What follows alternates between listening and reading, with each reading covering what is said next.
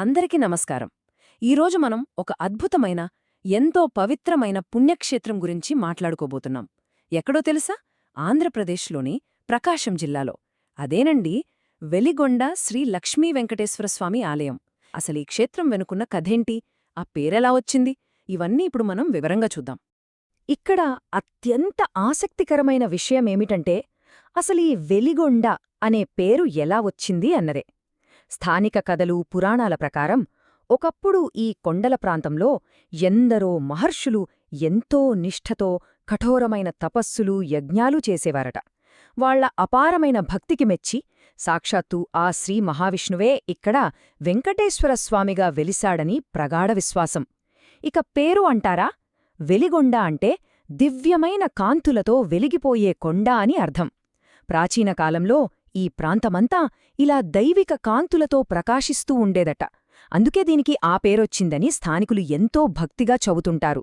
వినడానికే ఎంతో అద్భుతంగా ఉందిగదూ. సరే, ఇప్పుడు గతకాలపు ప్రతిధ్వనుల గురించి, అంటే ఈ ఆలయ చరిత్ర గురించి కాస్త తెలుసుకుందాం.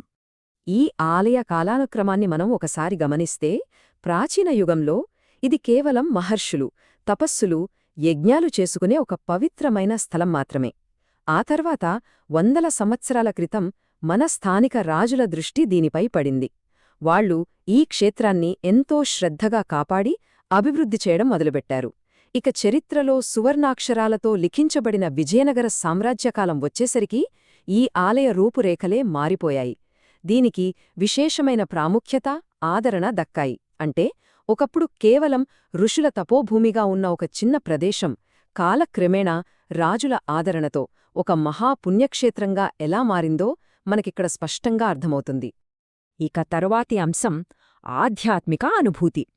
ఇక్కడి ప్రకృతి సౌందర్యంతో పాటు స్వామివారు సాక్షాత్తు శ్రీ లక్ష్మీదేవితో కలిసి దర్శనమివ్వడం నిజంగా ఒక అద్భుతమైన దైవిక అనుభూతినిస్తుంది.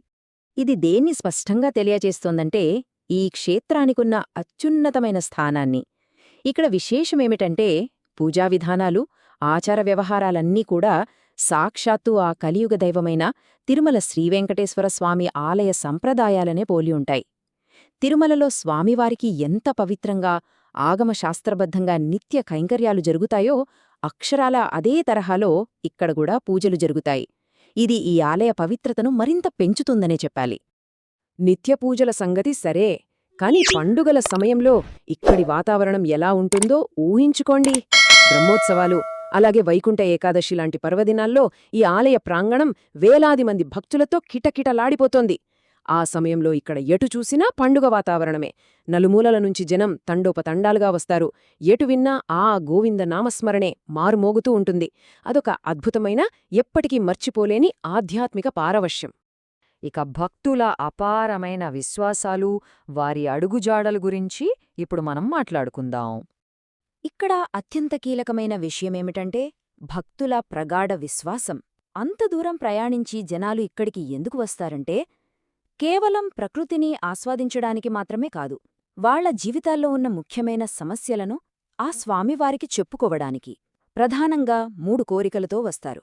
1. పెళ్లి కానివారికి వివాహ ఆటంకాలు తొలగిపోవాలని. 2. పిల్లలు లేనివారికి సంతానభాగ్యం కలగాలని.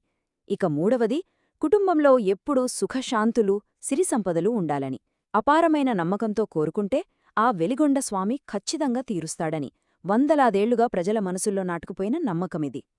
సరే, అసలు అక్కడికి ఎలా వెళ్ళాలి అనే విషయానికి వస్తే ఇది చాలా సులభం. ఇక్కడికి రోడ్డు మార్గం ద్వారా ప్రయాణ సౌకర్యం చాలా బాగుంటుంది. ముందుగా ప్రకాశం జిల్లాలోని ప్రధాన పట్టణాలైన ఒంగోలు లేదా మార్కాపురం చేరుకోవాలి. అక్కడ్నుంచి బస్సులుంటాయి, లేదా ప్రైవేట్ వాహనాల్లో అయినా సరే ఈ వెలిగొండ కొండలపైకి చాలా ఈజీగా వెళ్ళిపోవచ్చు. చుట్టూ పచ్చని ప్రకృతి, ఆ ఆహ్లాదకరమైన వాతావరణంలో ప్రయాణం చేస్తుంటే ఆ అనుభూతే వేరు. ముగింపుగా మనం ఆలోచించాల్సిన ఒక ఆసక్తికరమైన ప్రశ్న ఏమిటంటే, దైవిక కాంతులతో వెలిగిపోయే ఆ వెలిగొండపై ఇంకెంతటి ఆధ్యాత్మిక ప్రశాంతత మనకోసం వేచి ఉందో కదా. సుదీర్ఘమైన చరిత్ర, పురాణాలు, కనువిందు చేసే ప్రకృతి, కొండంత భక్తి, ఇవన్నీ కలగలిపిన అత్యంత అరుదైన ప్రదేశమిది. ఈ ఆధునిక ఉరుకులు పరుగుల జీవితంలో ఇలాంటి ప్రశాంతమైన, పవిత్రమైన క్షేత్రాల గురించి తెలుసుకోవడం మనకు ఎంతో అవసరం. ఈనాటి మన ప్రయాణం ద్వారా వెలిగొండ శ్రీ లక్ష్మీ వెంకటేశ్వర స్వామివారి వైభవం, చారిత్రక ప్రాధాన్యత మనకు స్పష్టంగా అర్థమైందని ఆశిస్తున్నాను. మరో ఆసక్తికరమైన అంశంతో మళ్ళీ కలుద్దాం.